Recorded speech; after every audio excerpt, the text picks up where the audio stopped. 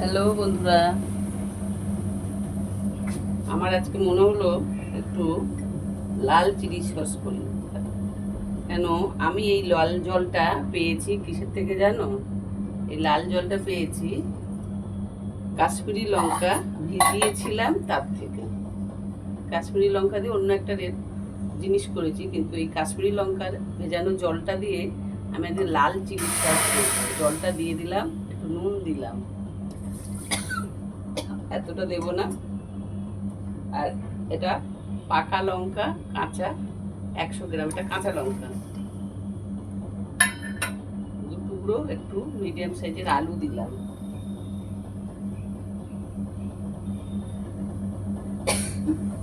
4-5 টুকরো আম দিলাম, আর টমেটো দিলাম মিডিয়াম সাইজের 5টা। এটাকে আমি সিদ্ধ করব এখন। সিদ্ধ করে তারপরে তোমাদেরকে দেখাবো কি করতে হবে। আমি এখন সিদ্ধ করতে বসিয়ে দিলাম। ঢাকা ঢাকা ঢাকা এটা দিয়ে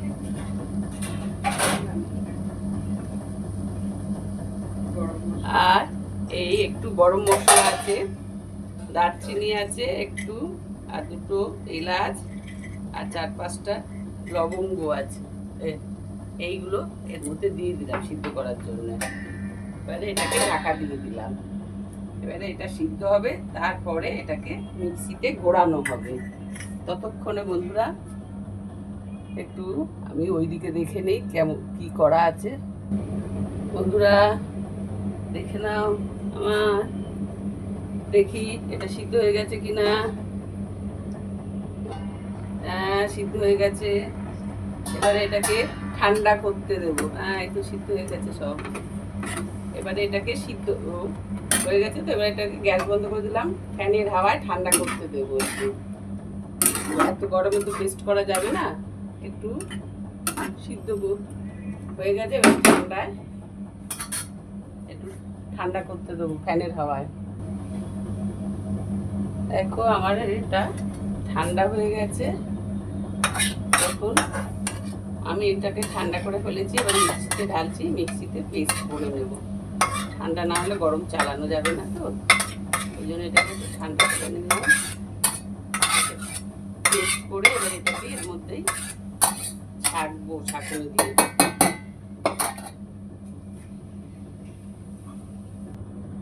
আমার পেস্ট হয়ে গেছে। এবারে ছাঁকনিতে ঢেলে নিয়ে এটাকে একটু ছেঁকে নেব।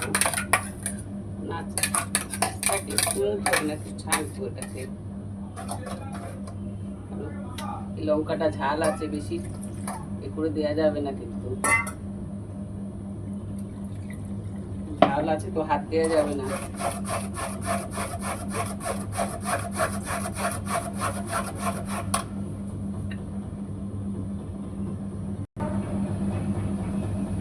বন্ধুরা দেখুন, আমার চিলি সস ছাঁকা হয়ে গেছে। এই যে দানাগুলো আছে এটাকে রেখে দেবো, রান্নার মশলায় বেটে দেবো। এটাকে ফেলবো না, জিনিস অপচয় করতে নেই, কারণ আমার ভীষণ কষ্ট হয় এসব জিনিস অপচয় করলে। কত কষ্ট করে মানুষ বেঁচে আছে লড়াই করে, তারপর জিনিস নষ্ট করতে নেই। আমি এটাকে তুলে রাখলাম, রান্নার মশলায় বেটে দিয়ে দেবো। এবারে এখানে দিতে হবে একটু ভিনিগার। এই 1 বাটি ভিনিগার দিলাম। এখানে এই যে রসুন, একটু রসুনের থেকে কম আদা দেবে। রসুন আর আদা সমান সমান না, রসুনটা একটু বেশি, আদাটা একটু কম, 1 চামচ আর 1/2 চামচ বড় চামচের। আর এখানে এই যে টেবিল স্পুনে 2 চামচ চিনি দিয়ে দিলাম, 2 চামচ চিনি দিলাম। এবারে আমার এটা ফুটলেই হয়ে যাবে আমার রেড চিলি সস রেডি। বন্ধুরা তোমাদের সাথে আমি তুমি বলে কথা বলে বলে আমার হাজবেন্ডের একটু আপত্তি আছে। আপনি বলে কথা বলি, আচ্ছা বলো তো, আপনি বললে নিজের মনে হয়? ওইটা কত নিজের মনে হয় না? তাই মনে হয় আমাকে আপনি কষ্ট যেন বড্ড পুড়ে বলে মনে হয়।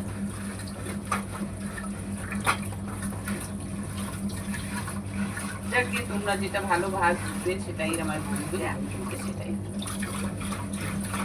আপনি উনি কথা বলি আমার হাজবেন্ডের কথাটাই রাখি। এবারে এই বাসনগুলো ধুয়ে দিতে হবে আমাকে। আমাদের তো লোক নেই, আমাদের নিজেদেরকেই সব করতে হয়। তাহলে এই বাসন সব জড়ো এখানে আমার বাসনগুলো ধোবো এবারে, কিছু করার নেই, বাসন ধুতেই হবে এখন। এটা মশলার সঙ্গে দিয়ে দিতে হবে। সব বাসন পড়ে রইল, সব বাসন ধুতে হবে আমাকে।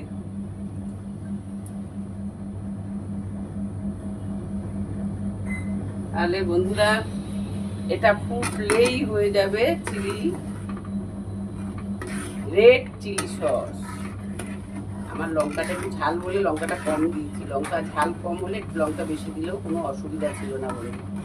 এটা ফুটলেই আমার রেডি হয়ে যাবে।